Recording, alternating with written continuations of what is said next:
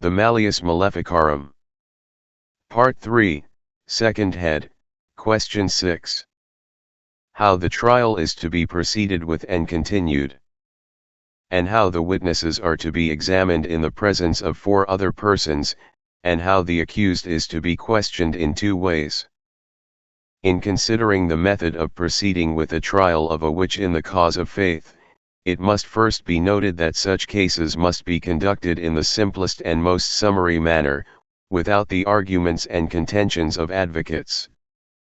This is explained in the canon as follows: it often happens that we institute a criminal process, and order it to be conducted in a simple straightforward manner without the legal quibbles and contentions which are introduced in other cases. Now much doubt had been experienced as to the meaning of these words, and as to exactly in what manner such cases should be conducted, but we, desiring as far as possible to remove all doubt on the matter, sanction the following procedure once and for all as valid. The judge to whom we commit such a case need not require any writ, or demand that the action should be contested. He may conduct the case on holidays for the sake of the convenience of the public. He should shorten the conduct of the case as much as he can by disallowing all dilatory exceptions, appeals, and obstructions, the impertinent contentions of pleaders and advocates, and the quarrels of witnesses. And by restraining the superfluous number of witnesses, but not in such a way as to neglect the necessary proofs, and we do not mean by this that he should omit the citation of and swearing of witnesses to tell and not to hide the truth. And since, as we have shown, the process is to be conducted in a simple manner, and it is initiated either at the instance of an accuser, or of an informer actuated by zeal, or by reason of a general outcry and rumor, therefore the judge should try to avoid the first method of beginning the action, namely, at the instance of an accusing party.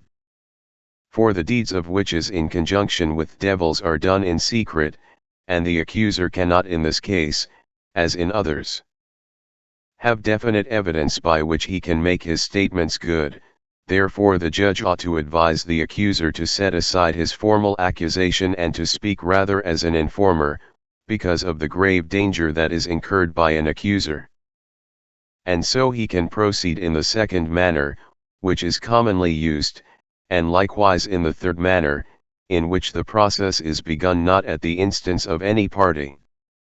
It is to be noted that we have already said that the judge ought particularly to ask the informer who shares or could share in his knowledge of the case.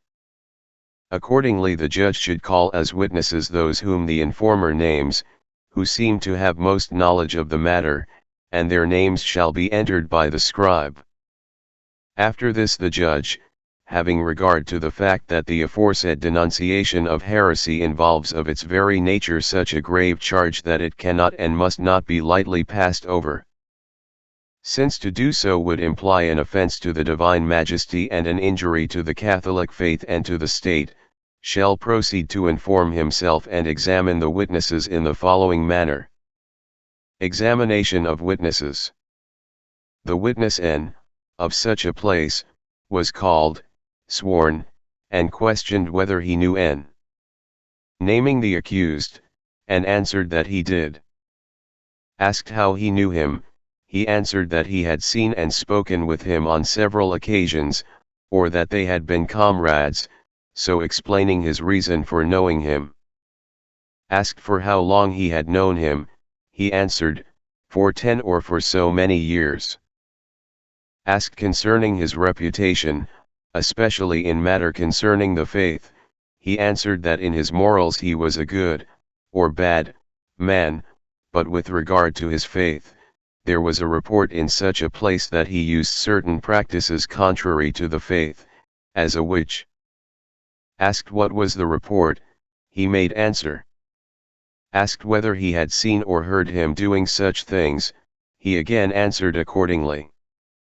Asked where he had heard him use such words, he answered, in such a place. Asked in whose presence, he answered, in the presence of such and such. Further, he was asked whether any of the accused's kindred had formerly been burned as witches, or had been suspected, and he answered. Asked whether he associated with suspected witches, he answered. Asked concerning the manner and reason of the accused's alleged words, he answered, for such a reason and in such a manner. Asked whether he thought that the prisoner had used those words carelessly, unmeaningly and thoughtlessly, or rather with deliberate intention, he answered that he had used them jokingly or in temper, or without meaning or believing what he said, or else with deliberate intention. Asked further how he could distinguish the accused's motive, he answered that he knew it because he had spoken with a laugh. This is a matter which must be inquired into very diligently, for very often people use words quoting someone else, or merely in temper, or as a test of the opinions of other people, although sometimes they are used assertively with definite intention. He was further asked whether he made this deposition out of hatred or rancor, or whether he had suppressed anything out of favor or love, and he answered, etc. Following this, he is enjoined to preserve secrecy. This was done at such a place on such a day in the presence of such witnesses called and questioned, and of me the notary or scribe. Here it must always be noted that in such an examination at least 5 persons must be present, namely, the presiding judge, the witness of informer, the respondent or accused, who appears afterwards. And the third is the notary or scribe. Where there is no notary, the scribe shall co-opt another honest man, and these two, as has been said, shall perform the duties of the notary, and this is provided for by apostolic authority, as was shown above. That in this kind of action 2 honest men should perform as it were the duty of witnesses of the depositions. Also it must be noted that when a witness is called he must also be sworn, that is, he must take the oath in the manner we have shown, otherwise he would falsely be described as called and sworn. In the same way the other witnesses are to be examined. And after this the judge shall decide whether the fact is fully proven, and if not fully, whether there are great indications and strong suspicions of its truth. Observe that we do not speak of a light suspicion, arising from slight conjectures, but of a persistent report that the accused has worked witchcraft upon children or animals, etc. Then, if the judge fears the escape of the accused, he shall cause him or her to be placed in custody, but if he does not fear his escape, he shall have him called for examination. But whether or not he places him in custody, he shall first cause his house to be searched unexpectedly, and all chests to be opened and all boxes in the corners, and all implements of witchcraft which are found to be taken away.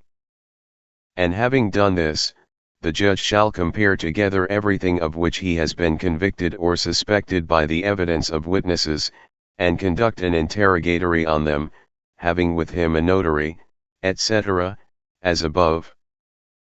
And having caused the accused to swear by the 4 Gospels of God to speak the truth concerning both himself and others. And they shall all be written down in this following manner.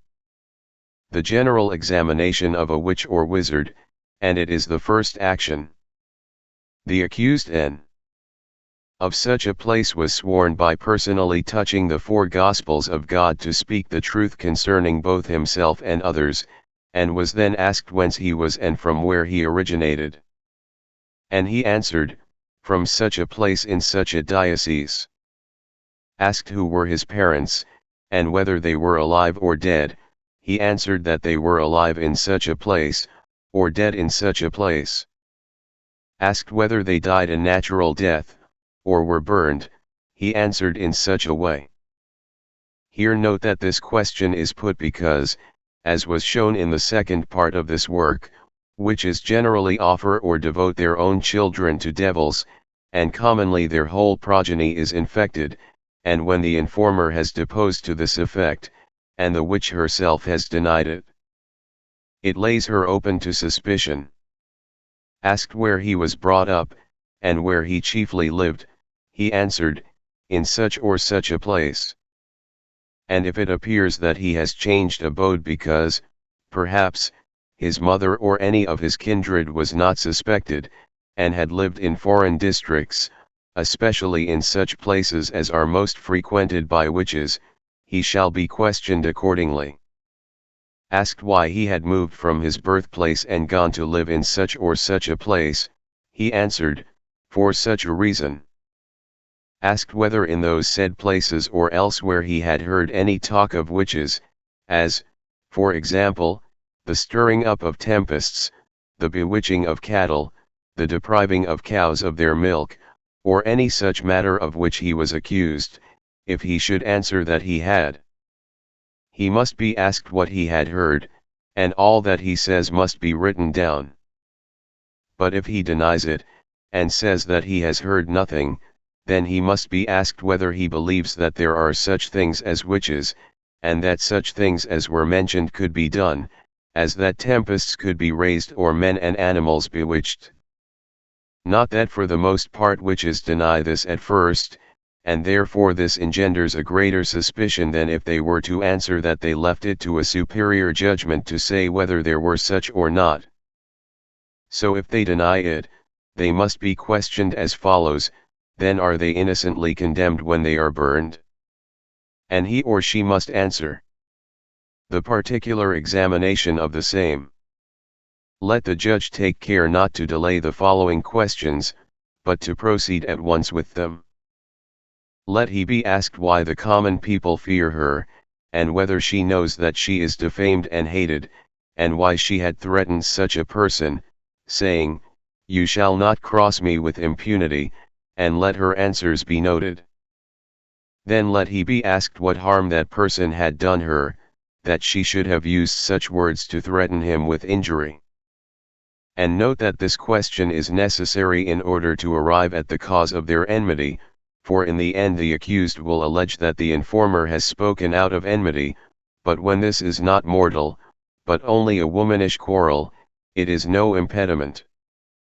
For this is a common custom of witches, to stir up enmity against themselves by some word or action, as, for example, to ask someone to lend them something or else they will damage his garden, or something of that sort. In order to make an occasion for deeds of witchcraft, and they manifest themselves either in word or in action, since they are compelled to do so at the instance of the devils, so that in this way the sins of judges are aggravated while the witch remains unpunished. For note that they do not do such things in the presence of others, so that if the informer wishes to produce witnesses he cannot do so. Note again that they are spurred on by the devils, as we have learned from many witches who have afterwards been burned, so that often they have to work witchcraft against their own wills. Further, she was asked how the effect could follow from those threats, as that a child or animal should so quickly be bewitched, and she answered. Asked, why did you say that he would never know a day of health, and it was so? She answered. And if she denies everything, let her be asked concerning other bewitchments, alleged by other witnesses, upon cattle or children.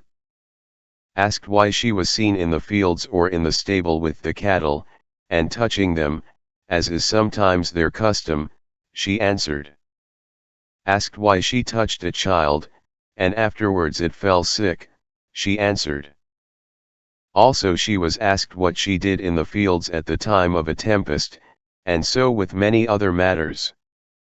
Again, why, having 1 or 2 cows, she had more milk than her neighbors who had 4 or 6. Again, let her be asked why she persists in a state of adultery or concubinage, for although this is beside the point, yet such questions engender more suspicion than would the case with a chaste and honest woman who stood accused. And not that she is to be continually questioned as to the depositions which have been laid against her, to see whether she always returns the same answers or not.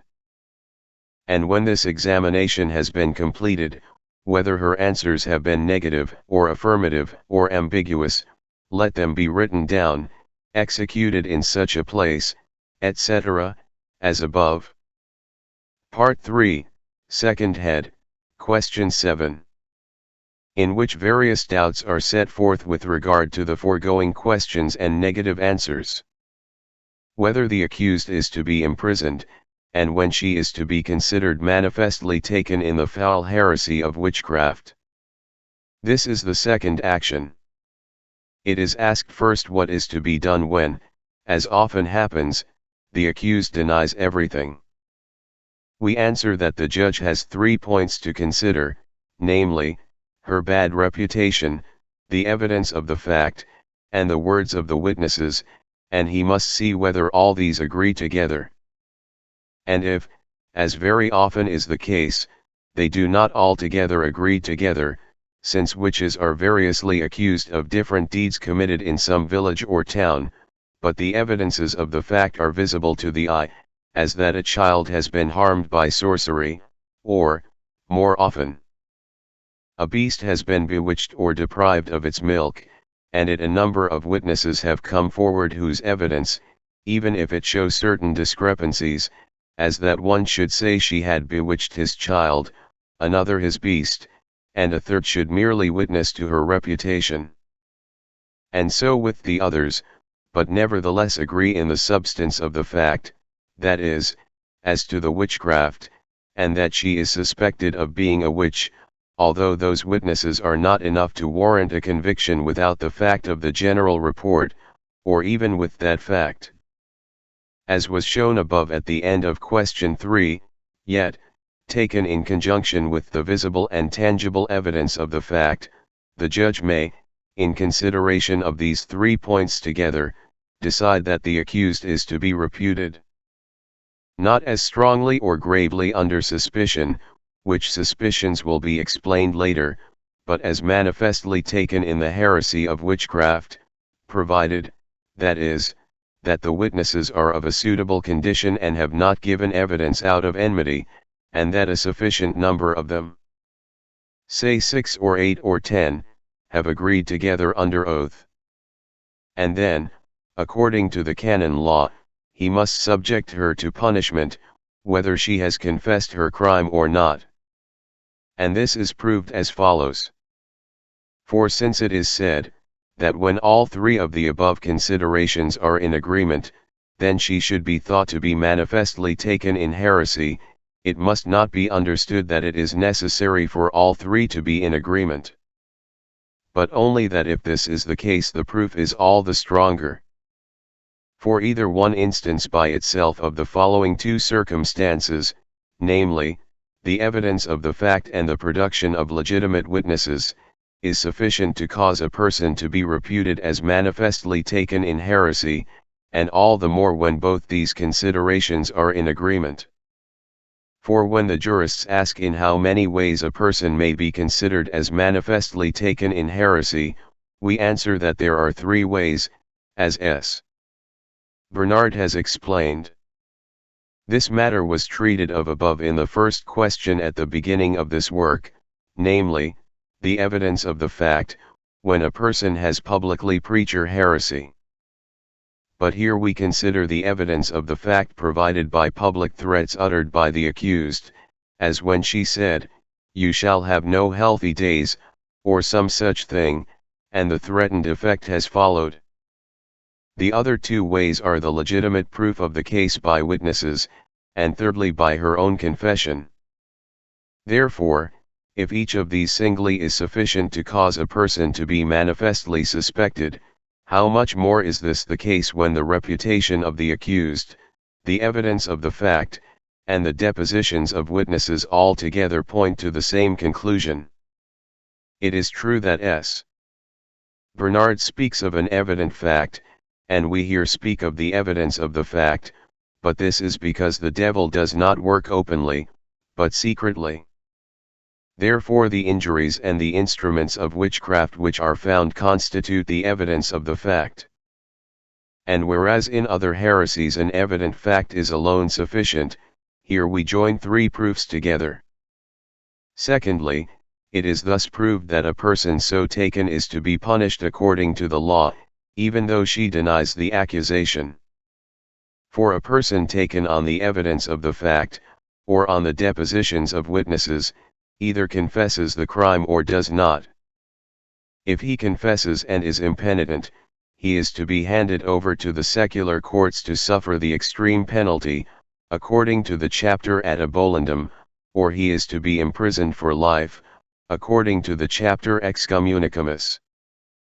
But if he does not confess, and stoutly maintains his denial, he is to be delivered as an impenitent to the power of the civil court to be punished in a fitting manner, as Henry of Seggio shows in his Summa, where he treats of the manner of proceeding against heretics.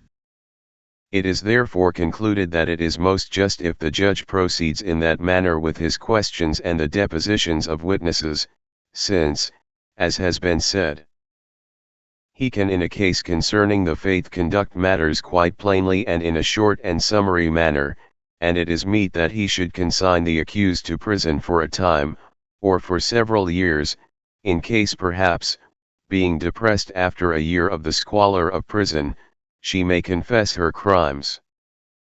But, lest it should seem that he arrives at his sentence precipitately, and to show that he proceeds with all equity, let us inquire into what should next be done. Part 3, Second Head, Question 8. Which follows from the preceding question, whether the witch is to be imprisoned, and of the method of taking her. This is the third action of the judge. It is asked whether, after she has denied the accusation, the witch ought to be kept in custody in prison, when the three aforesaid conditions, namely, her reputation, the evidence of the fact, and the depositions of witnesses, are in agreement, or whether she should be dismissed with the security of sureties, so that she may again be called and questioned. As to this question there are three opinions. First, it is the opinion of some that she should be sent to prison, and that by no means ought she to be dismissed under bond, and they hold this opinion on the strength of the reasoning brought forward in the preceding question, namely, that she is to be considered as manifestly guilty when all those three considerations are in agreement. Others, again, think that before she is imprisoned she may be dismissed with the safeguard of sureties, so that if she makes her escape, she can then be considered as convicted. But after she has been imprisoned because of her negative answers, she is not to be released under any safeguard or condition of bail, that is, when those three considerations noted above are in agreement, because in that case she could not subsequently be sentenced and punished by death, and this, they say, is the general custom. The third opinion is that no definite rule can be given, but that it must be left to the judge to act in accordance with the gravity of the matter as shown by the testimony of the witnesses, the reputation of the accused, and the evidence as to the fact, and the extent to which these three agree with each other, and that he should follow the custom of the country. And they who hold this opinion conclude by saying that if reputable and responsible sureties are not to be procured, and the accused is suspected of contemplating flight, she should then be cast into prison. And this third opinion seems to be the most reasonable, as long as the correct procedure if observed, and this consists in three things. First, that her house should be searched as thoroughly as possible, in all holes and corners and chests, top and bottom, and if she is a noted witch, then without doubt, unless she has previously hidden them, there will be found various instruments of witchcraft, as we have shown above. Secondly, if she has a maidservant or companions, that she or they should be shut up by themselves, for though they are not accused, yet it is presumed that none of the accused's secrets are hidden from them.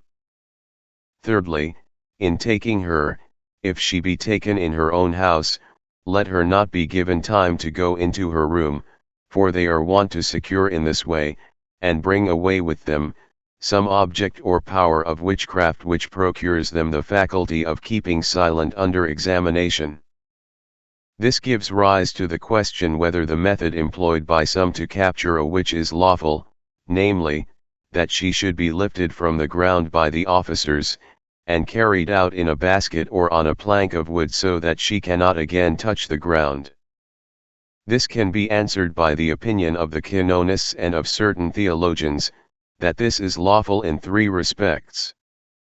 First, because, as is shown in the introductory question of this third part, it is clear from the opinion of many authorities, and especially of such doctors as no one would dare to dispute, as Duns Scotus, Henry of Seggio and Godfrey of Fontaines, that it is lawful to oppose vanity with vanity.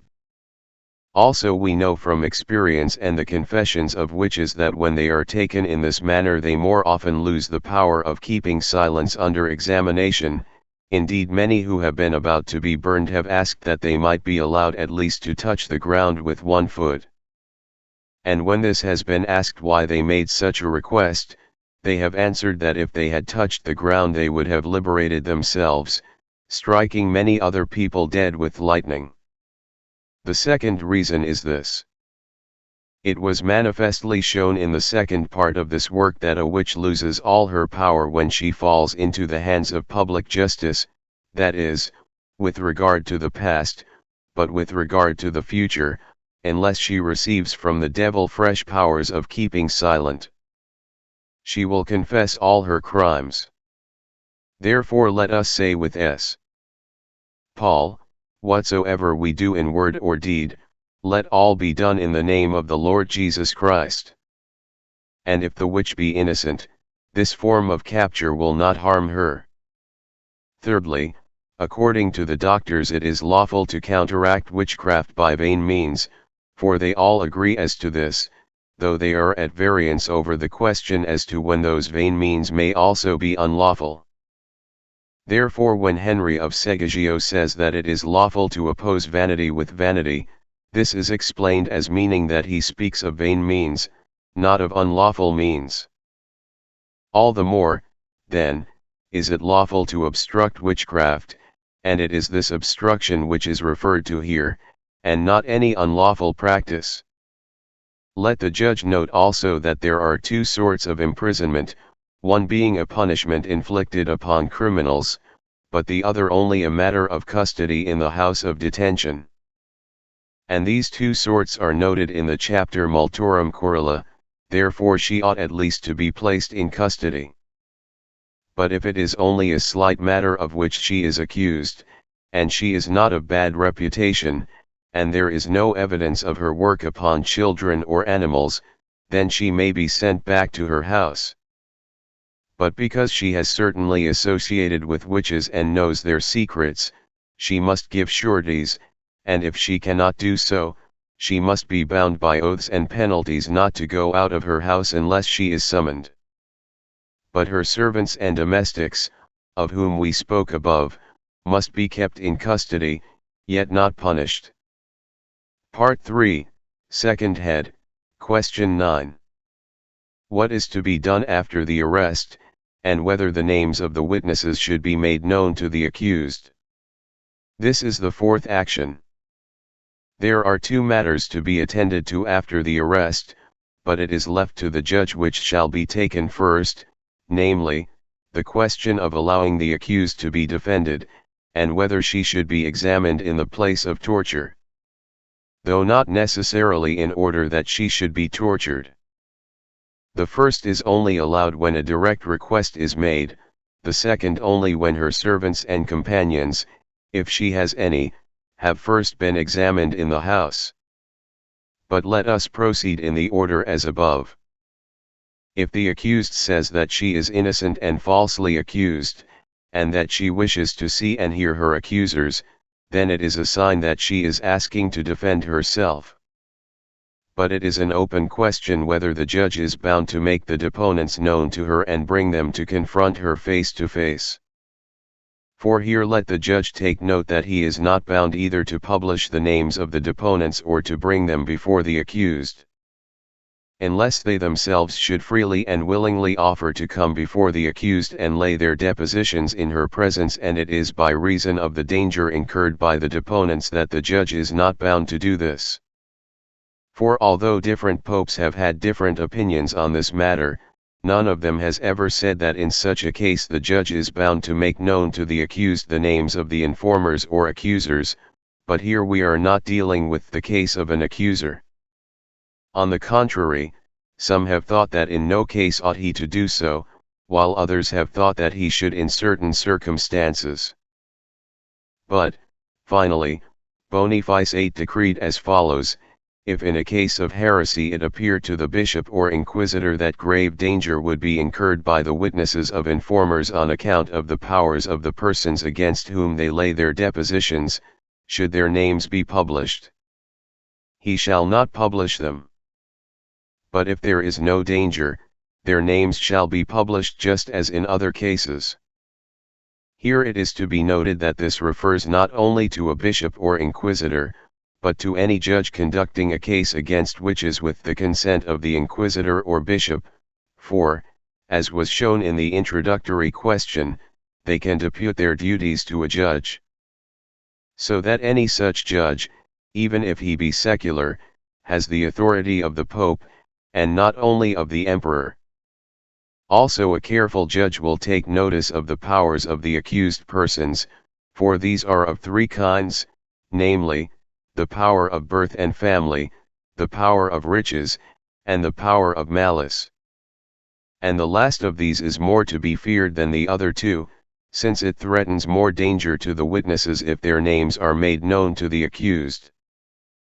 The reason for this is that it is more dangerous to make known the names of the witnesses to an accused person who is poor, because such a person has many evil accomplices, such as outlaws and homicides, associated with him, who venture nothing but their own persons. Which is not the case with anyone who is nobly born or rich, and abounding in temporal possessions. And the kind of danger which is to be feared is explained by Pope John XXII as the death of cutting off of themselves or their children or kindred, or the wasting of their substance, or some such matter. Further, let the judge take notice that, as he acts in this matter with the authority of the Supreme Pontiff and the permission of the ordinary, both he himself and all who are associated with him at the depositions, or afterwards at the pronouncing of the sentence, must keep the names of the witnesses secret, under pain of excommunication. And it is in the power of the bishop thus to punish him or them if they do otherwise. Therefore he should very implicitly warn them not to reveal the name from the very beginning of the process.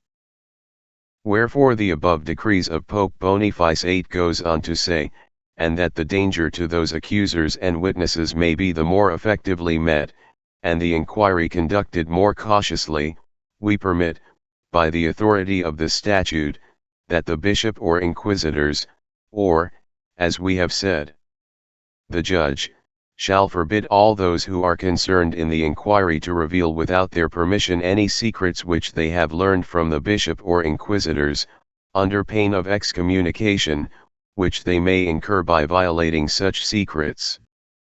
It is further to be noted that just as it is a punishable offense to publish the names of witnesses indiscreetly, so also it is to conceal them without good reason from, for instance, such people as have a right to know them, such as the lawyers and assessors whose opinion is to be sought in proceeding to the sentence. In the same way the names must not be concealed when it is possible to publish them without risk of any danger to the witnesses. On this subject the above decree speaks as follows: towards the end, we command that in all cases the bishop or inquisitors shall take especial care not to suppress the names of the witnesses as if there were danger to them when there is perfect security. Not conversely to decide to publish them when there is some danger threatened, the decision in this matter resting with their own conscience and discretion. And it has been written in comment on these words, whoever you are who are a judge in such a case, mark those words well, for they do not refer to a slight risk but to a grave danger. therefore do not deprive a prisoner of his legal rights without very good cause. For this cannot but be an offense to Almighty God. The reader must note that all the process which we have already described, and all that we have yet to describe, up to the methods of passing sentence, except the death sentence, which it is in the province of the ecclesiastical judge to conduct, can also, with the consent of the diocesans, be conducted by a secular judge. Therefore the reader need find no difficulty in the fact that the above decree speaks of an ecclesiastical and not a secular judge, for the latter can take his method of inflicting the death sentence from that of the ordinary in passing sentence of penance. Part 3, Second Head, Question X. What kind of defense may be allowed, and of the appointment of an advocate? This is the fifth action. If, therefore, the accused ask to be defended, how can this be admitted when the names of the witnesses are kept altogether secret?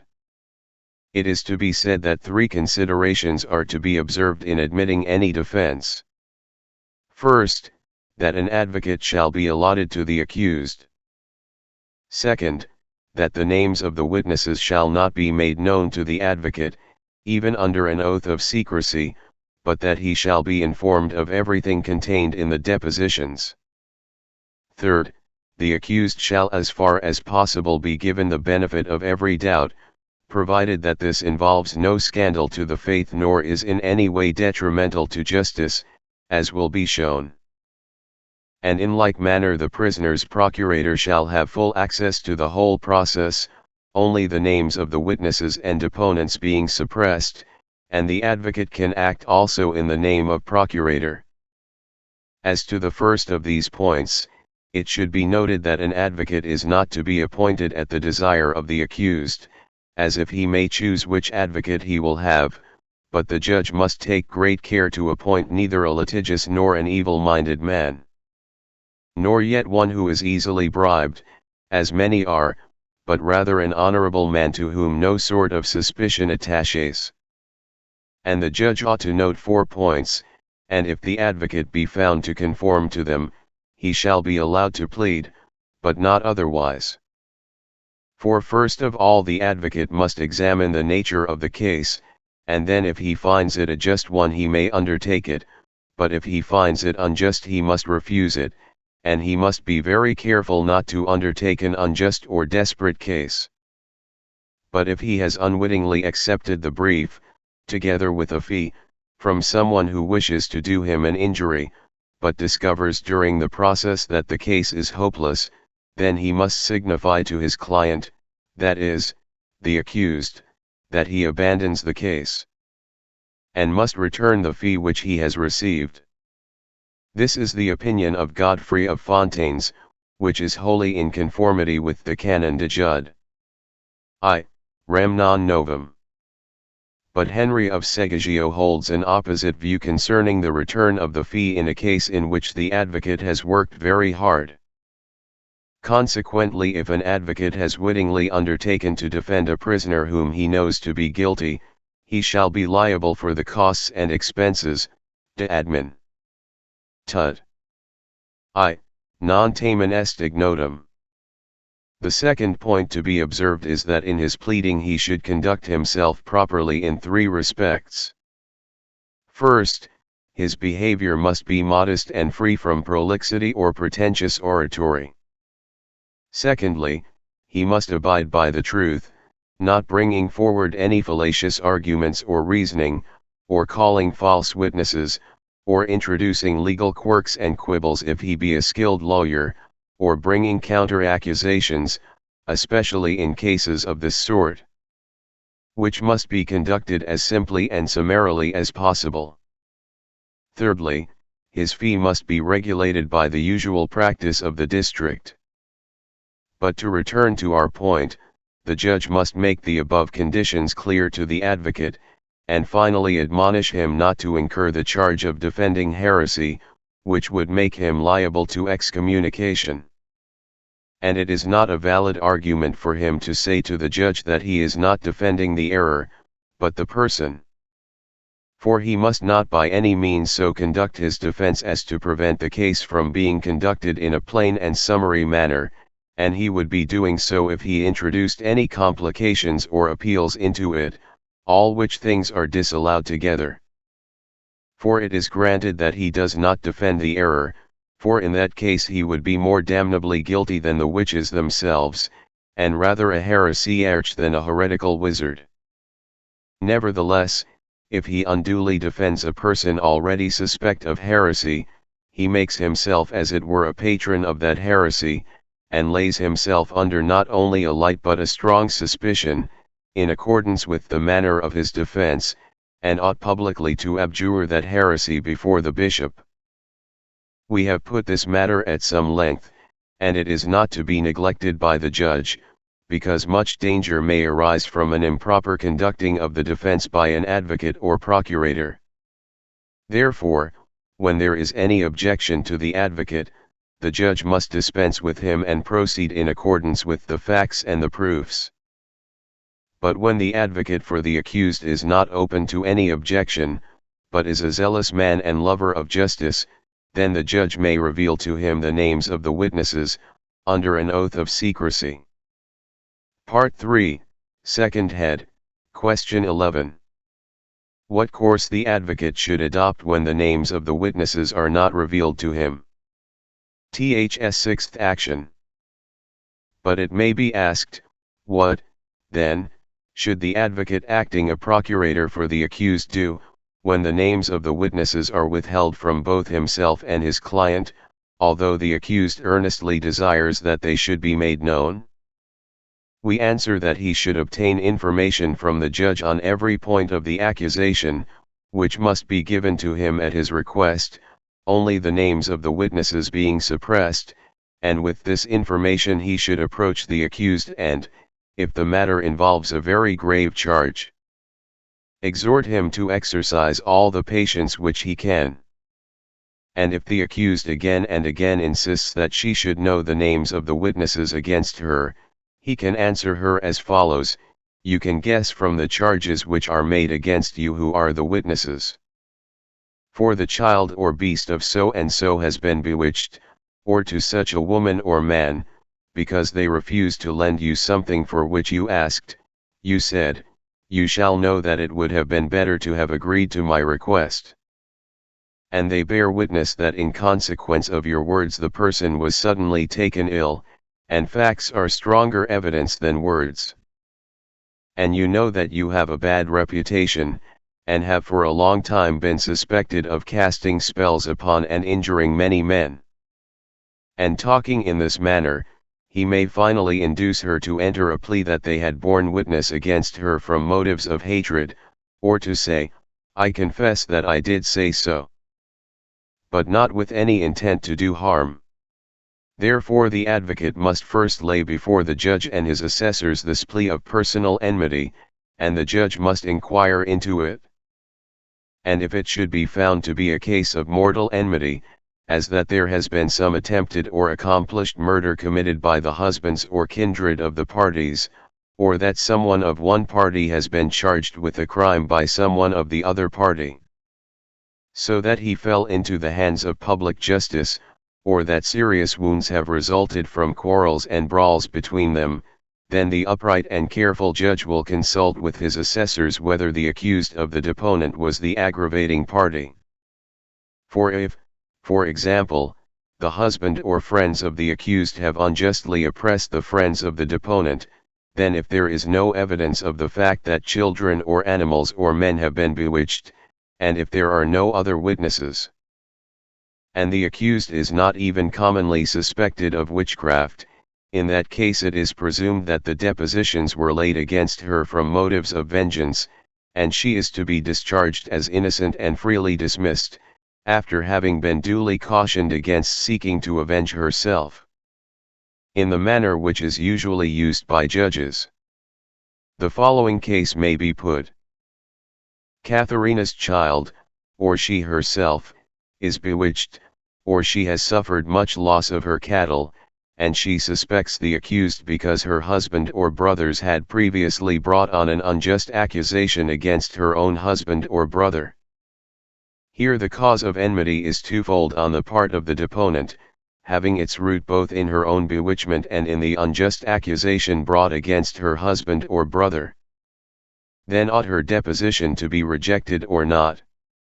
From one point of view it seems that it should, because she is actuated by enmity; from another point of view it should not, because there is the evidence of the fact in her bewitchment. We answer that if in this case there are no other deponents, and the accused is not even under common suspicion, then her depositions cannot be allowed, but must be rejected, but if the accused is rendered suspect, and if the disease is not due to natural causes but to witchcraft, and we shall show later how this can be distinguished, she is to be subjected to a canonical purgation. If it be asked further whether the other deponents must bear witness to the evidence of the fact as experienced by themselves or others, or only to the public reputation of the accused, we answer that, if they give evidence of the fact, so much the better. But if they only give evidence as to her general character, and the matter stands so, then, although the judge must reject that deponent on the grounds of personal enmity, yet he shall take the evidence of the fact, and of her bad reputation given by the other witnesses, as proof that the accused must be strongly suspect, and on these grounds he can sentence her to a threefold punishment, namely, to a canonical purgation because of her reputation, or to an abjuration, because of the suspicion under which she rests. And there are various forms of abjuration for various degrees of suspicion, as will be shown in the fourth method of passing sentence, or, because of the evidence of the fact, and if she confesses her crime and is penitent, she shall not be handed over to the secular branch for capital punishment, but be sentenced by the ecclesiastical judge to imprisonment for life. But notwithstanding the fact that she has been sentenced to imprisonment for life by the ecclesiastical judge, the secular judge can, on account of the temporal injuries which she has committed, deliver her to be burned. But all these matters will be made clear later when we deal with the sixth method of passing sentence. To sum up, let the judge first take care not to lend too easy belief to the advocate when he pleads mortal enmity on behalf of the accused, for in these cases it is very seldom that anyone bears witness without enmity, because witches are always hated by everybody. Secondly, let him take note that there are 4 ways by which a witch can be convicted, namely, by witnesses, by direct evidence of the fact, and by her own confession. And if she is detained on account of a general report, she can be convicted by the evidence of witnesses; if on account of definite suspicion, the direct or indirect evidence of the facts can convict her, and by reason of these the suspicion may be judged to be either light or strong or grave. All this is when she does not confess, but when she does, the case can proceed as has been said. Thirdly, let the judge make use of all the foregoing circumstances to meet the plea of the advocate, whether the accused is charged only by reason of a general report, or whether there are also certain evidences to support the charge by which she incurs slight or strong suspicion, and then he will be able to answer the advocate's allegation of personal enmity, which is the first line of defense which he may assume. But when the advocate assumes the second line of defense, admitting that the accused has used such words against the deponent as, "You shall soon know what is going to happen to you," or "You will wish soon enough that you had lent or sold me what I asked for," or some such words, and submits that, although the deponent afterwards experienced some injury either to this person or his property, yet it does not follow from this that the accused was the cause of it as a witch, for illnesses may be due to various different causes. Also he submits that it is a common habit of women to quarrel together with such words, etc. The judge ought to answer such allegations in the following manner. If the illness is due to natural causes, then the excuse is good. But the evidence indicates the contrary, for it cannot be cured by any natural remedy, or in the opinion of the physicians the illness is due to witchcraft, or is what is in common speech called a night scathe. Again, perhaps other enchantresses are of the opinion that it is due to witchcraft, or because it came suddenly, without any previous signaling, whereas natural diseases generally develop gradually. Or perhaps because the plaintiff had found certain instruments of witchcraft under his bed or in his clothes or elsewhere, and when these were removed he was suddenly restored to health, as often happens, as we showed in the second part of this work where we treated of remedies. And by some such answer as this the judge can easily meet this allegation, and show that the illness was due rather to witchcraft than to any natural causes, and that the accused must be suspected of causing such witchcraft, by reason of her threatening words. In the same way, if someone said, "I wish your barn would be burned down," and this should afterwards happen, it would engender a grave suspicion that the person who had used that threat had caused the barn to be set on fire, even if another person, and not he himself, had actually set light to it. Part 3, Second Head, Question 12. Of the same matter, declaring more particularly how the question of personal enmity is to be investigated. The seventh action. Take notice that only mortal enemies are debarred from giving evidence, as was shown in the fifth question. But the judge may consider that to come to a decision about such enmity by the means we have just explained is rather dubious and unsatisfactory, and the accused or her procurator may not be willing to accept a decision arrived at on such grounds as to whether the enmity is mortal or not. Therefore the judge must use other means to decide concerning the alleged enmity, so that he may not punish the innocent, but exact full justice from the guilty. And though these means may savor of cunning and even guile, yet the judge may employ them for the good of the faith and the state, for even as Paul says, "But being crafty, I caught you by guile." And these means are especially to be employed in the case of a prisoner who has not been publicly defamed, and is not suspected because of the evidence of any fact, and the judge may also employ them against prisoners who have alleged enmity on the part of the deponents, and wish to know all the names of the witnesses. The first method is this.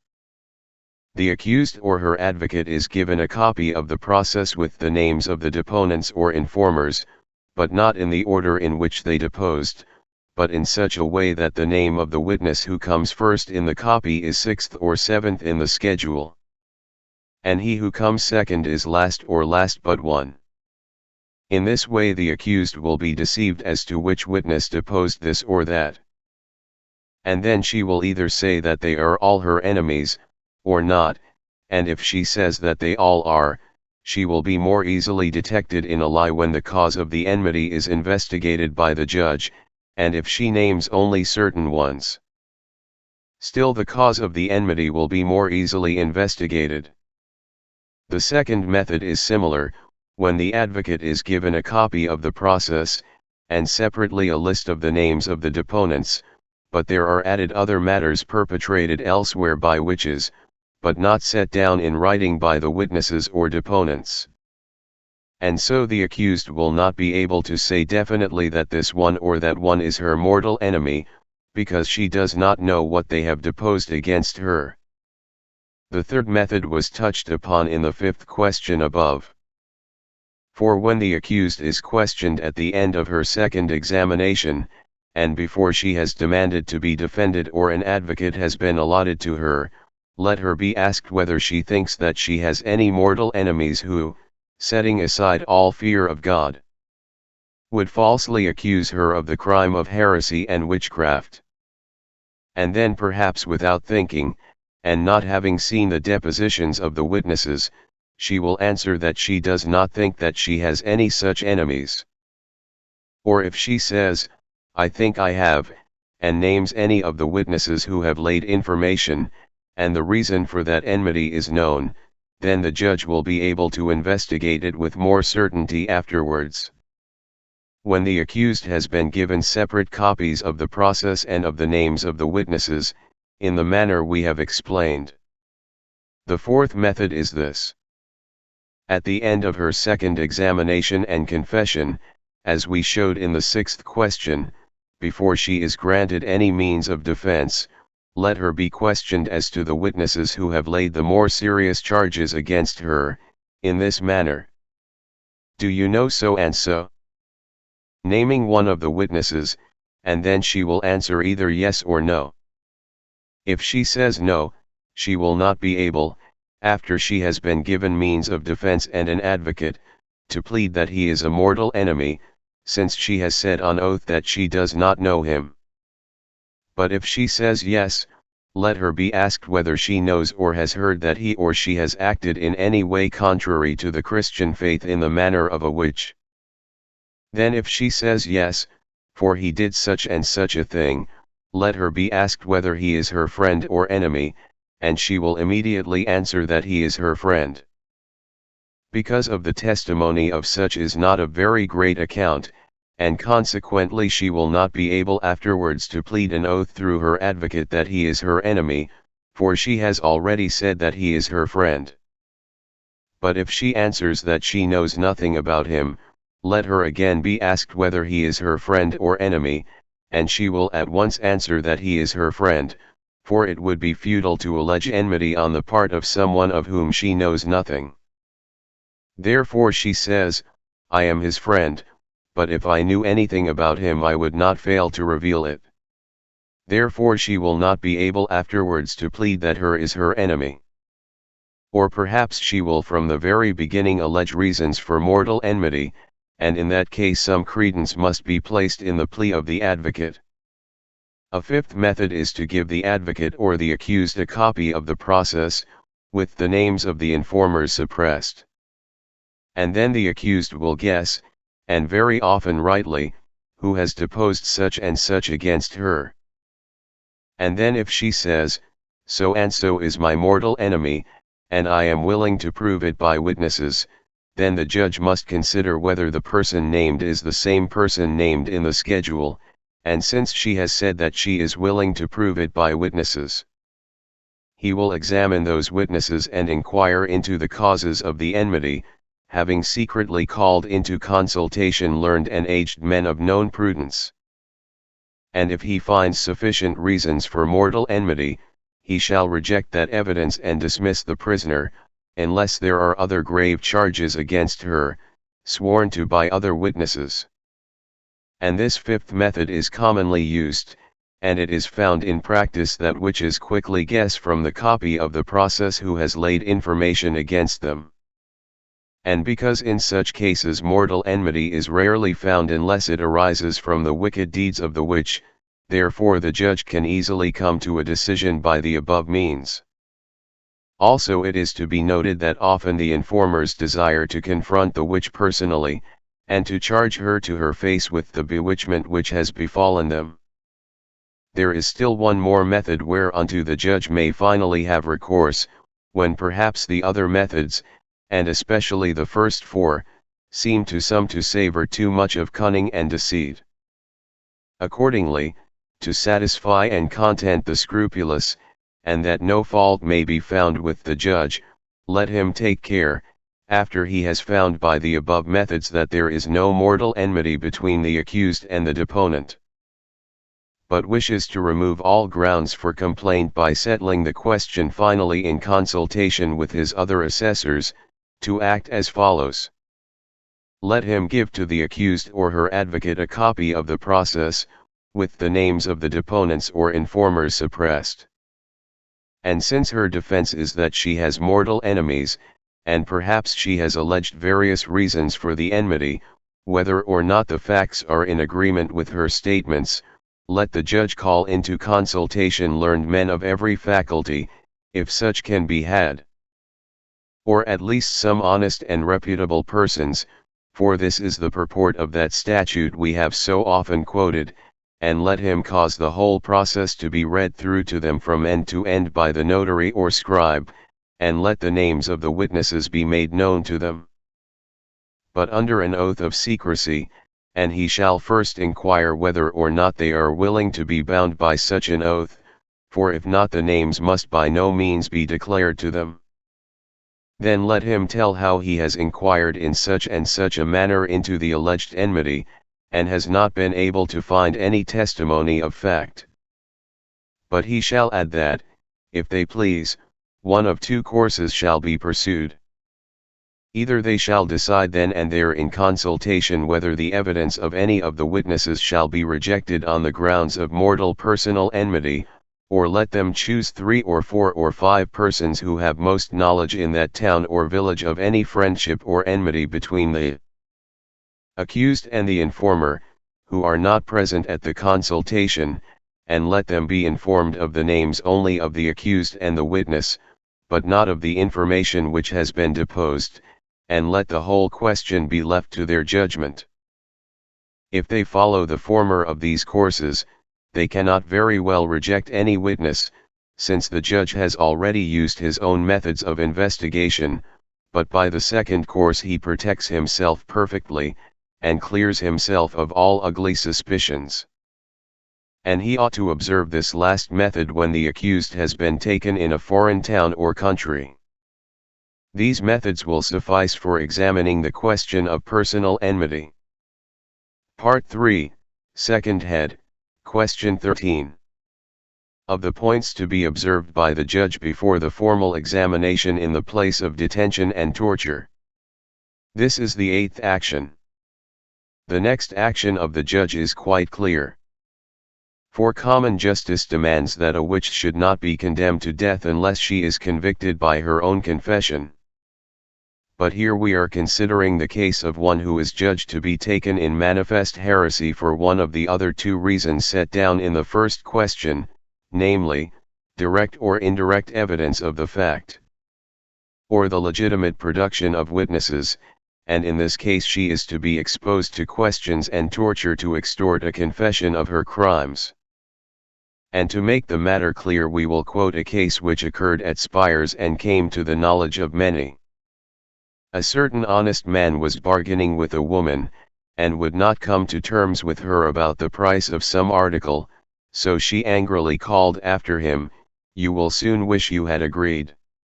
For witches generally use this manner of speaking, or something like it, when they wish to bewitch a person by looking at him.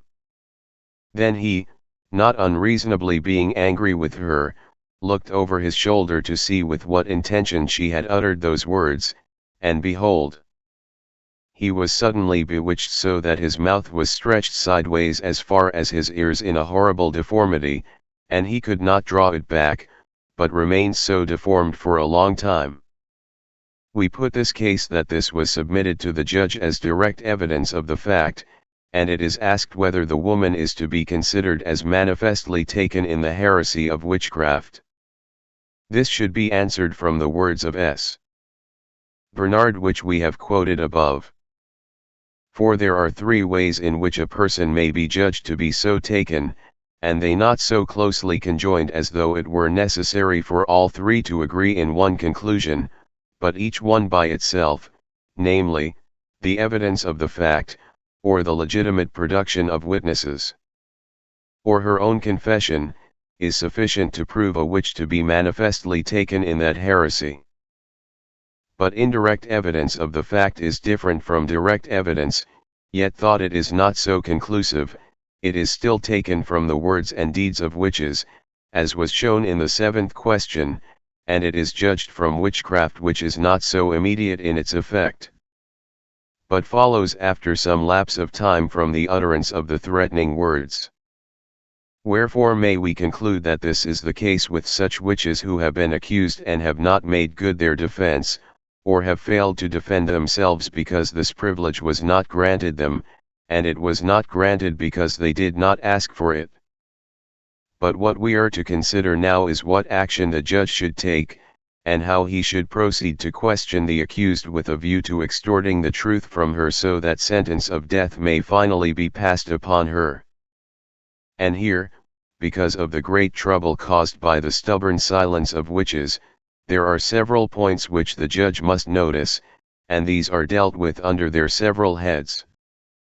and the first is that he must not be too quick to subject a witch to examination, but must pay attention to certain signs which will follow.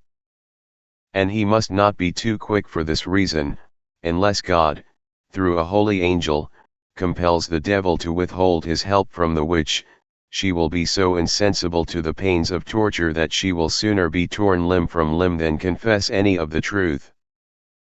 But the torture is not to be neglected for this reason, for they are not all equally endowed with this power, and also the devil sometimes of his own will permits them to confess their crimes without being compelled by a holy angel.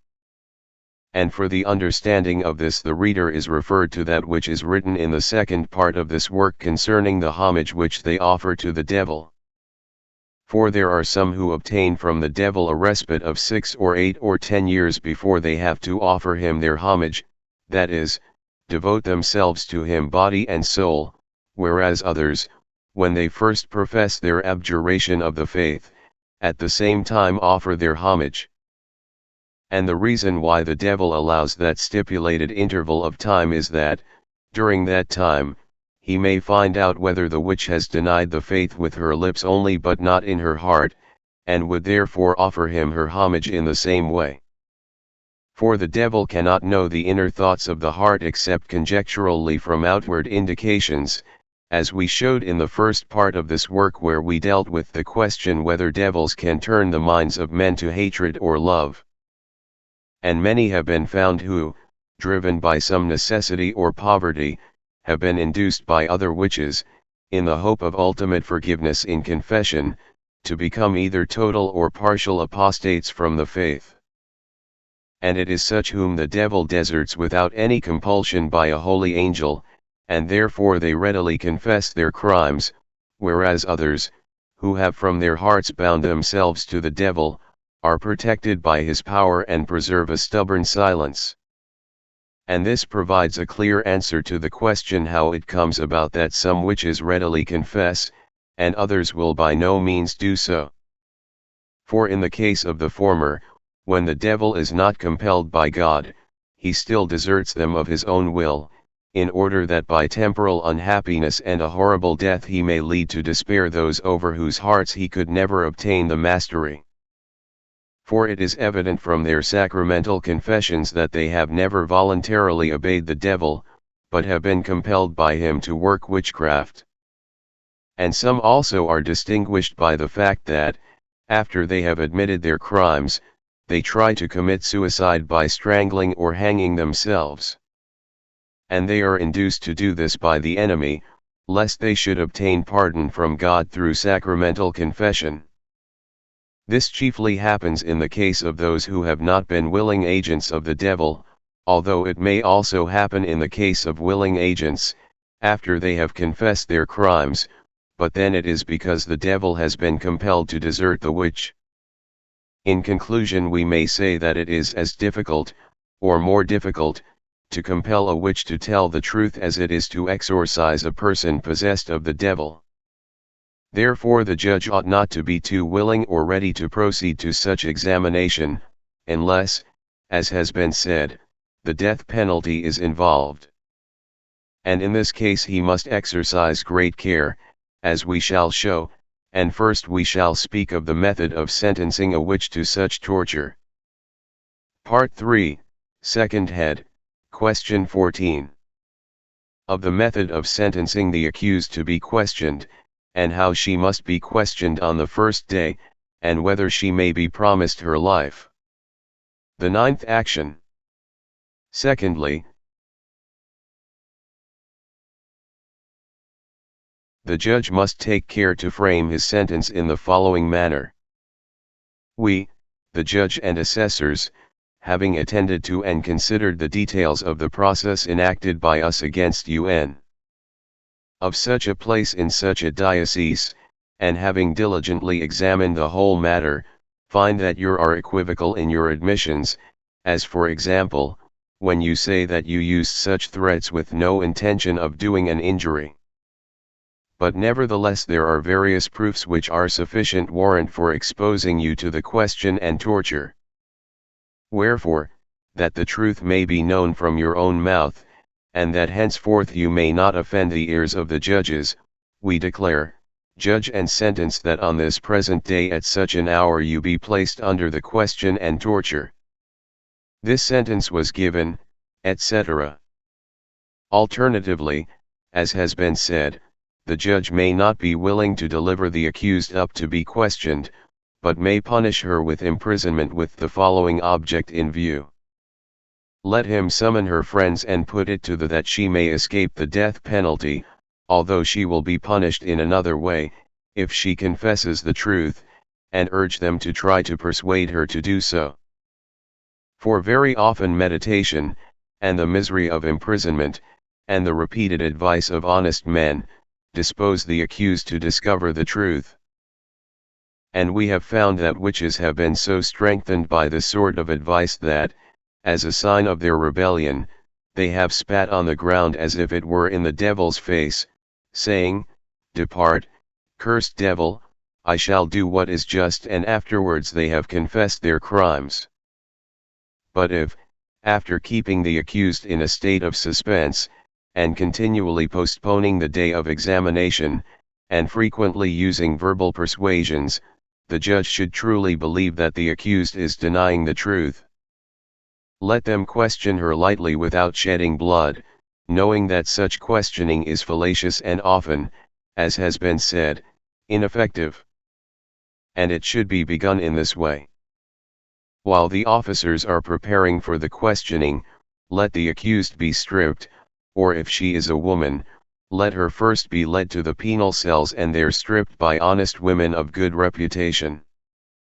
And the reason for this is that they should search for any instrument of witchcraft sewn into her clothes, for they often make such instruments, at the instruction of devils, out of the limbs of unbaptized children, the purpose being that those children should be deprived of the beatific vision. And when such instruments have been disposed of, the judge shall use his own persuasions and those of other honest men zealous for the faith to induce her to confess the truth voluntarily, and if she will not, let him order the officers to bind her with cords, and apply her to some engine of torture, and then let them obey at once but not joyfully, rather appearing to be disturbed by their duty. Then let her be released again at someone's earnest request, and taken on one side, and let her again be persuaded, and in persuading her, let her be told that she can escape the death penalty. Here it is asked whether, in the case of a prisoner legally convicted by her general bad reputation, by witnesses and by the evidence of the fact, so that the only thing lacking is a confession of the crime from her own mouth, the judge can lawfully promise her life. Whereas if she were to confess the crime she would suffer the extreme penalty. We answer that different people have various opinions on this question. For some hold that if the accused is of a notoriously bad reputation, and gravely suspected on unequivocal evidence of the crime, and if she is herself a great source of danger, as being the mistress of other witches, then she may be promised her life on the following conditions: that she be sentenced to imprisonment for life on bread and water, provided that she supply evidence which will lead to the conviction of other witches. And she is not to be told, when she is promised her life, that she is to be imprisoned in this way, but should be led to suppose that some other penance, such as exile, will be imposed on her as punishment. And without doubt notorious witches, especially such as use witches' medicines and cure the bewitched by superstitious means, should be kept in this way, both that they may help the bewitched, and that they may betray other witches. But such a betrayal by them must not be considered of itself sufficient ground for a conviction, since the devil is a liar, unless it is also substantiated by the evidence of the fact, and by witnesses. Others think that, after she has been consigned to prison in this way, the promise to spare her life should be kept for a time, but that after a certain period she should be burned. A third opinion is that the judge may safely promise the accused her life, but in such a way that he should afterwards disclaim the duty of passing sentence on her, deputing another judge in his place. There seems to be some advantage in pursuing the first of these courses on account of the benefit which may accrue from it to those who are bewitched, yet it is not lawful to use witchcraft to cure witchcraft. Although, as was shown in the first and introductory question to this third part, the general opinion is that it is lawful to use vain and superstitious means to remove a spell. But use and experience and the variety of such cases will be of more value to judges than any art or textbook, therefore this is a matter which should be left to the judges. But it has certainly been very often found by experience that many would confess the truth if they were not held back by the fear of death. But if neither threats nor such promises will induce her to confess the truth, then the officers must proceed with the sentence, and she must be examined, not in any new or exquisite manner, but in the usual way, lightly or heavily according as the nature of her crimes demands. And while she is being questioned about each several point, let her be often and frequently exposed to torture, beginning with the more gentle of them, for the judge should not be too hasty to proceed to the graver kind. And while this is being done, let the notary write all down, how she is tortured and what questions are asked and how she answers. And note that, if she confesses under torture, she should then be taken to another place and questioned anew, so that she does not confess only under the stress of torture. The next step of the judge should be that, if after being fittingly tortured she refuses to confess the truth, he should have other engines of torture brought before her, and tell her that she will have to endure these if she does not confess. If then she is not induced by terror to confess, the torture must be continued on the second or third day, but not repeated at that present time unless there should be some fresh indication of its probable success. Let the sentence be pronounced in her presence in the following manner: we the aforesaid judge, as above, assign to you n. such a day for the continuation of your questioning, that the truth may be heard from your own mouth. And the notary shall write all down in the process. And during the interval before that assigned time the judge himself or other honest men shall do all in their power to persuade her to confess the truth in the manner we have said, giving her, if it seems expedient to them, a promise that her life will be spared. The judge should also take care that during that interval there should always be guards with her, so that she is never left alone, for fear lest the devil will cause her to kill herself. But the devil himself knows better than anyone can set down in writing whether he will desert her of his own will, or be compelled to do so by God. Part 3, Second Head, Question 15. Of the continuing of the torture, and of the devices and signs by which the judge can recognize a witch, and how he ought to protect himself from their spells. Also how they are to be shaved in parts where they use to conceal the devil's masks and tokens, together with the due setting forth of various means of overcoming the obstinacy in keeping silence and refusal to confess. And it is the 10th action. The judge should act as follows in the continuation of the torture. First, he should bear in mind that, just as the same medicine is not applicable to all the members, but there are various and distinct salves for each several member, so not all heretics or those accused of heresy are to be subjected to the same method of questioning, examination and torture as to the charges laid against them, but various and different means are to be employed according to their various natures and persons. Now a surgeon cuts off rotten limbs, and mangy sheep are isolated from the healthy, but a prudent judge will not consider it safe to bind himself down to one invariable rule in his method of dealing with a prisoner who is endowed with a witch's power of taciturnity, and whose silence he is unable to overcome. For if the sons of darkness were to become accustomed to one general rule, they would provide means of evading it as a well-known snare set for their destruction.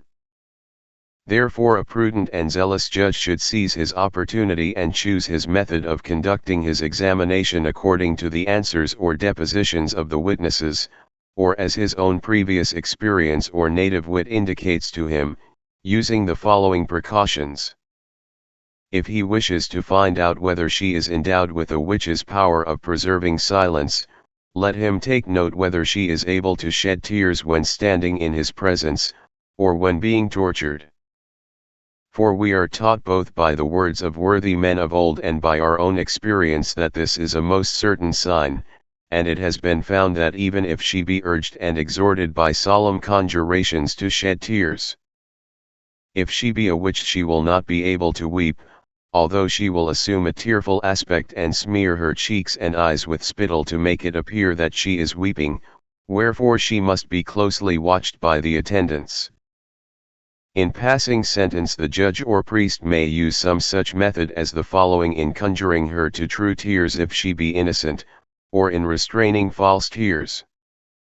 Let him place his hand on the head of the accused and say, I conjure you by the bitter tears shed on the cross by our Saviour the Lord Jesus Christ for the salvation of the world, and by the burning tears poured in the evening hour over his wounds by the most glorious Virgin Mary, his mother, and by all the tears which have been shed here in this world by the saints and elect of God, from whose eyes he has now wiped away all tears, that if you be innocent you do now shed tears, but if you be guilty that you shall by no means do so.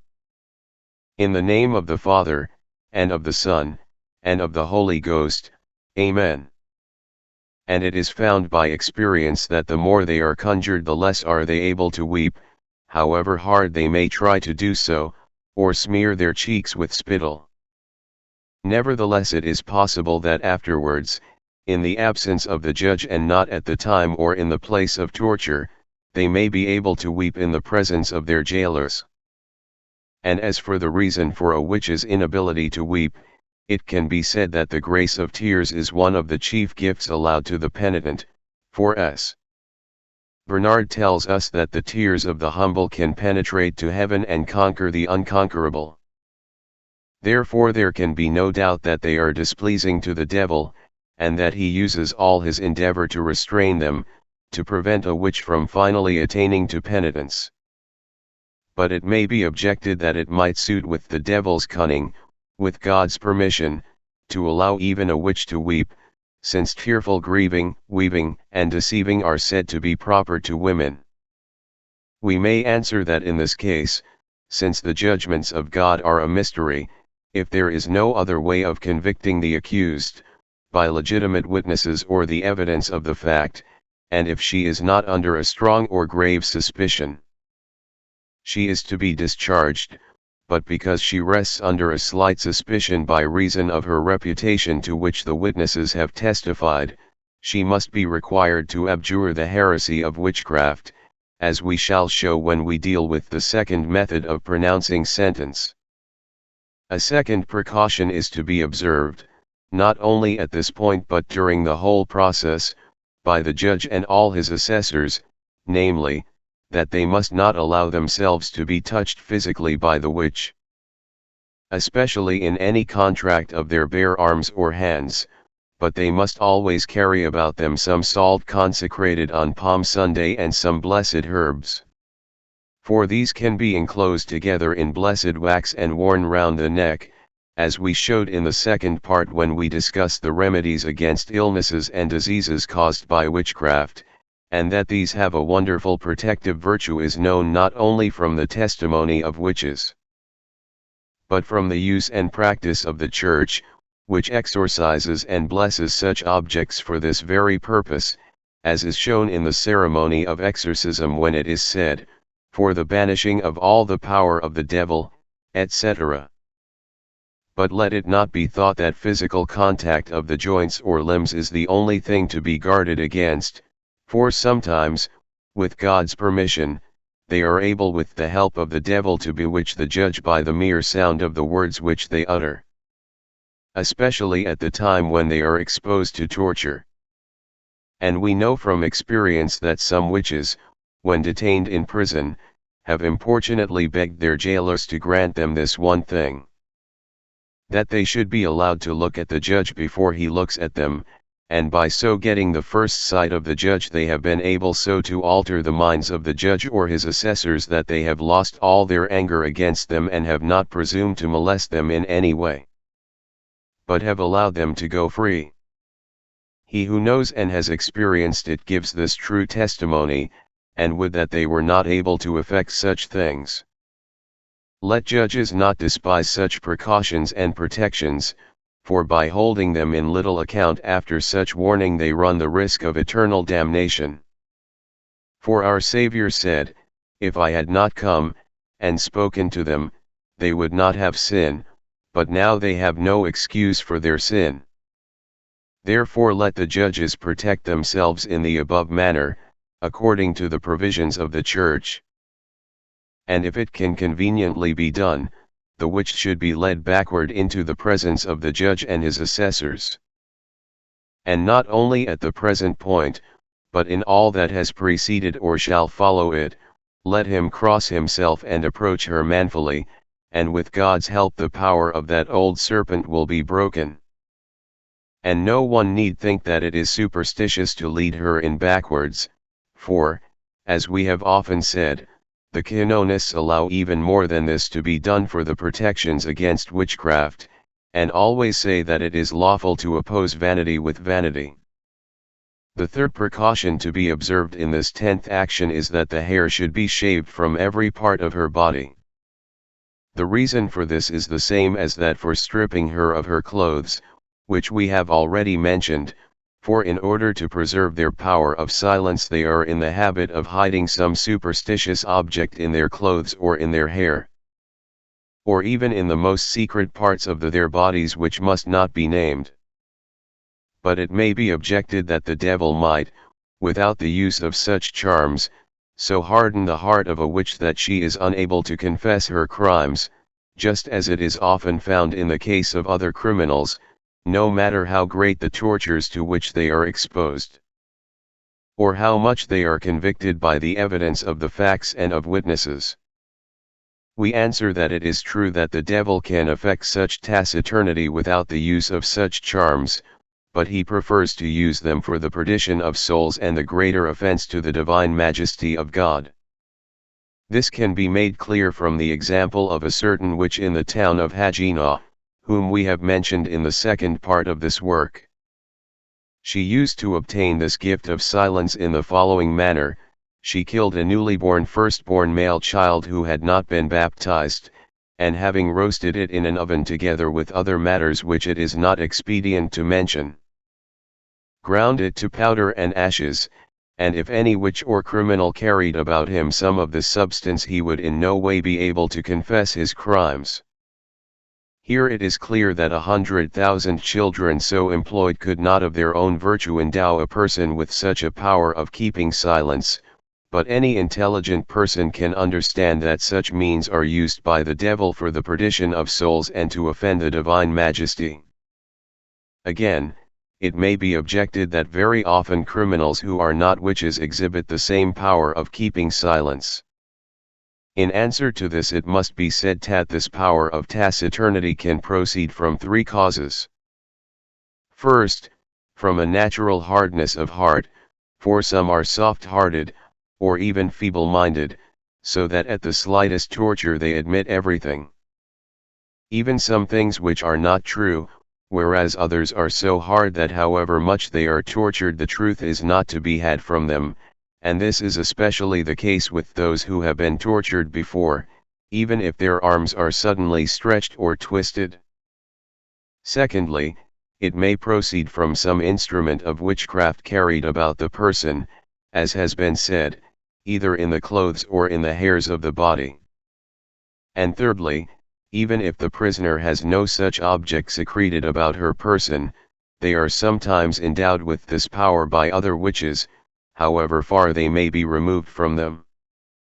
For a certain witch at Isbrug used to boast that, if she had no more than a thread from the garments of any prisoner, she could so work that however much that prisoner were tortured, even to death, she would be unable to confess anything. So the answer to this objection is clear. But what is to be said of a case that happened in the diocese of Ratisbon? Certain heretics were convicted by their own confession not only as impenitent but as open advocates of that perfidy, and when they were condemned to death it happened that they remained unharmed in the fire. At length their sentence was altered to death by drowning, but this was no more effective. All were astonished, and some even began to say that their heresy must be true, and the bishop, in great anxiety for his flock, ordered a 3 days' fast. When this had been devoutly fulfilled, it came to the knowledge of someone that those heretics had a magic charm sewed between the skin and the flesh under one arm, and when this was found and removed, they were delivered to the flames and immediately burned. Some say that a certain necromancer learned the secret during a consultation with the devil, and betrayed it, but however it became known, it is probably that the devil, who is always scheming for the subversion of faith, was in some way compelled by divine power to reveal the matter. From this it may be seen what a judge ought to do when such a case happens to him, namely, that he should rely upon the protection of God, and by the prayers and fasting of devout persons drive away the sort of devil's work from witches.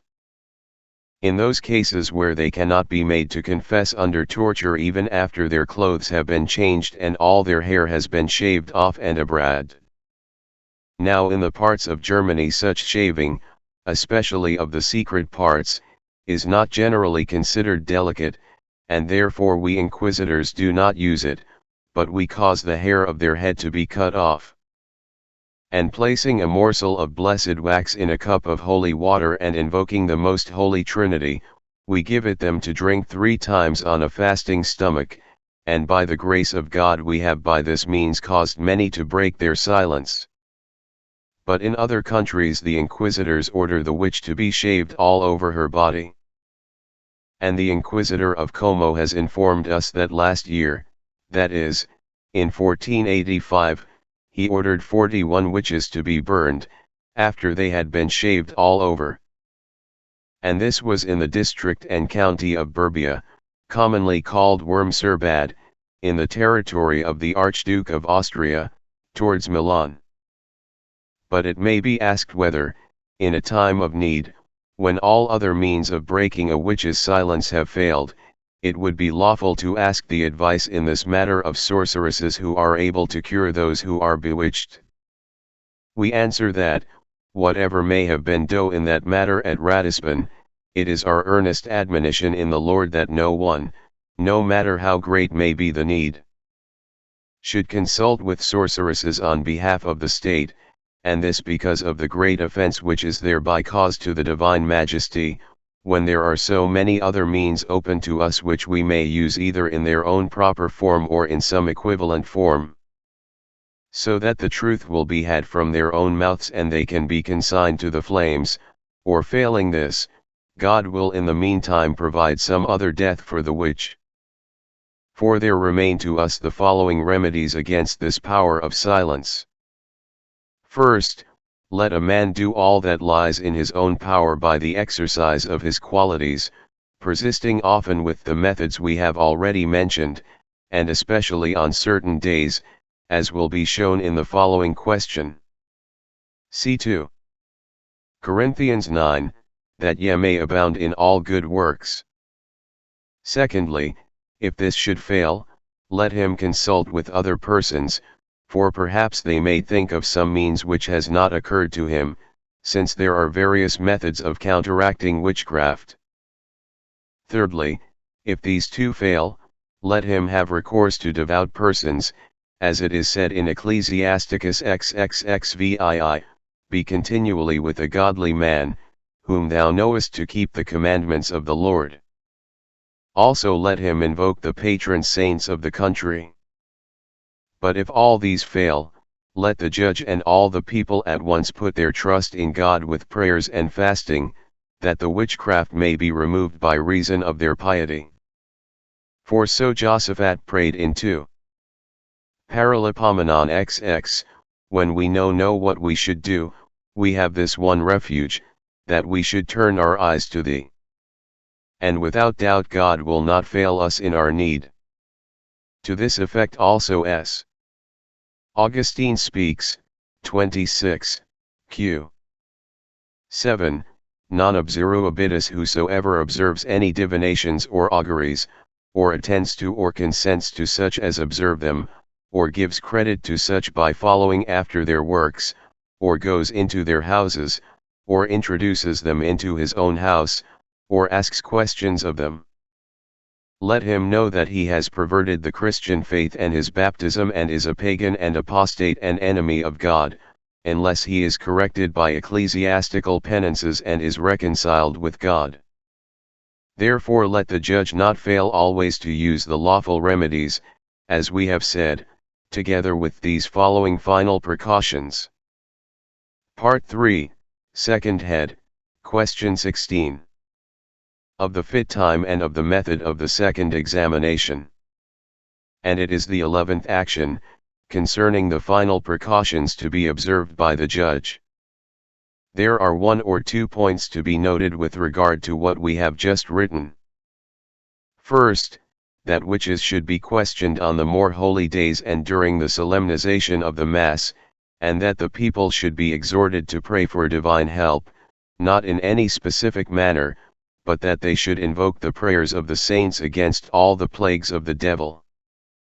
Secondly, as we have said before, the judge should wear round his neck consecrated salt and other matters, with the 7 words which Christ uttered on the cross written in a schedule, and all bound together. And he should, if he conveniently can, wear these made into the length of Christ's stature against his naked body, and bind other holy things about him. For it is shown by experience that witches are greatly troubled by these things, and can hardly refrain from confessing the truth. The relics of the saints, too, are of a special virtue. Having taken these precautions, and after giving her holy water to drink, let him again begin to question her, all the time exhorting her as before. And while she is raised from the ground, if she is being tortured in this way, let the judge read or cause to be read to her the depositions of the witnesses with their names, saying, See, you are convicted by the witnesses. Also, if the witnesses are willing to confront her face to face, the judge shall ask her if she will confess if the witnesses are brought before her. And if she consents, let the witnesses be brought in and stand before her, so that she may be constrained or shamed into confessing some of her crimes. Finally, if he sees that she will not admit her crimes, he shall ask her whether, to prove her innocence, she is ready to undergo the ordeal by red-hot iron. And they all desire this, knowing that the devil will prevent them from being hurt, therefore a true witch is exposed in this manner. The judge shall ask her how she can be so rash as to run so great a risk, and all shall be written down, but it will be shown later that they are never to be allowed to undergo this ordeal by red-hot iron.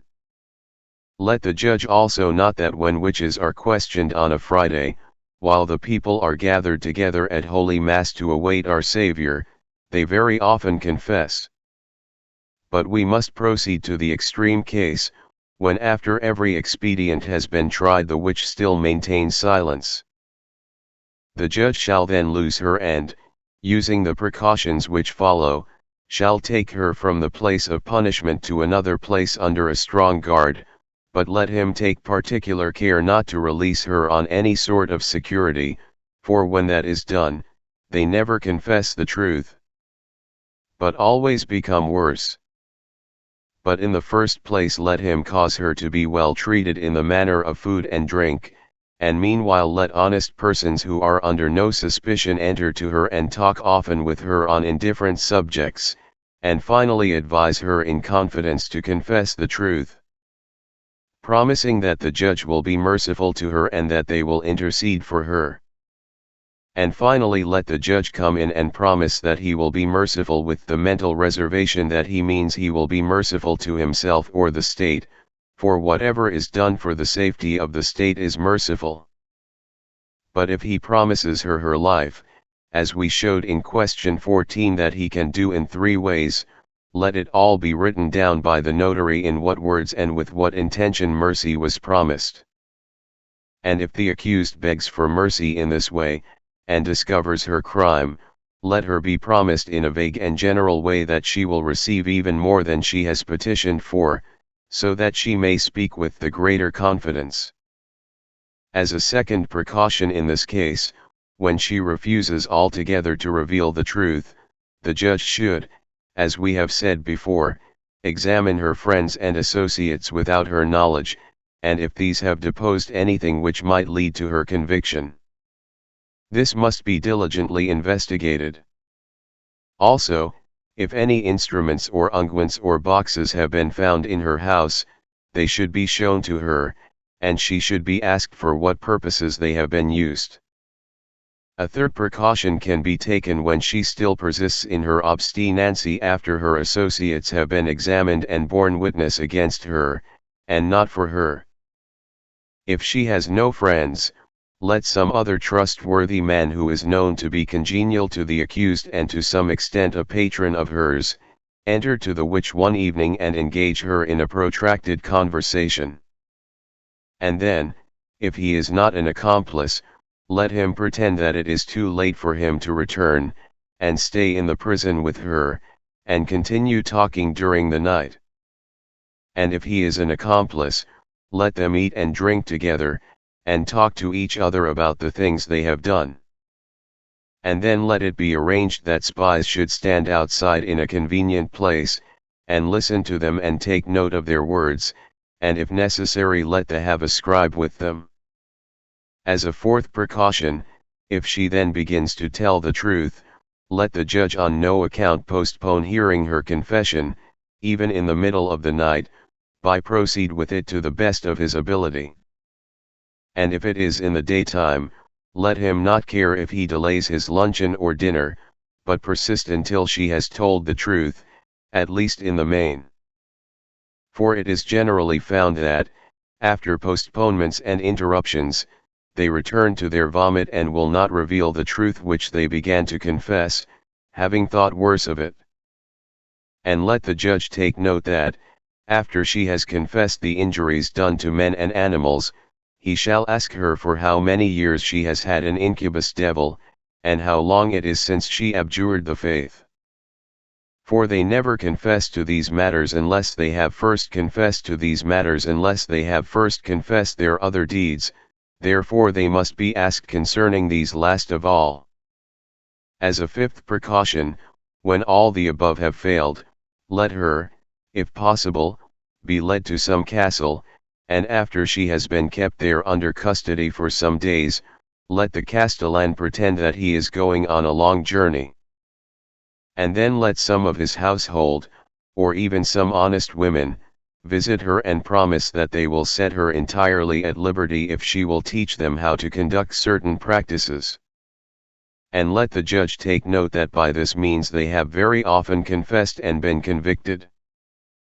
Quite lately a witch was detained in the castle of Konigheim near the town of Schlittstadt in the diocese of Strasbourg, and could not be induced by any tortures or questions to confess her crimes. But at last the castellan used the method we have just described. Although he was himself present in the castle, the witch thought he was away, and 3 of his household came in to her and promised they would set her free if she would teach them how to do certain things. At first she refused, saying that they were trying to entrap her, but at last she asked what it was that they wanted to know. And one asked how to raise a hailstorm, and another asked about carnal matters. When at length she agreed to show him how to raise a hailstorm, and a bowl of water had been brought in, the witch told him to stir the water with his finger, and herself uttered certain words, and suddenly the place which he had named, a wood near the castle, was visited by such a tempest and storm of hail as had not been seen for many years. It yet remains to show how the judge is to proceed in pronouncing sentence in a case where all these means have failed, or what is further to be done even when she has confessed her crimes. that the whole process may be brought to an end, and we shall complete this last part of this work with a consideration of these matters.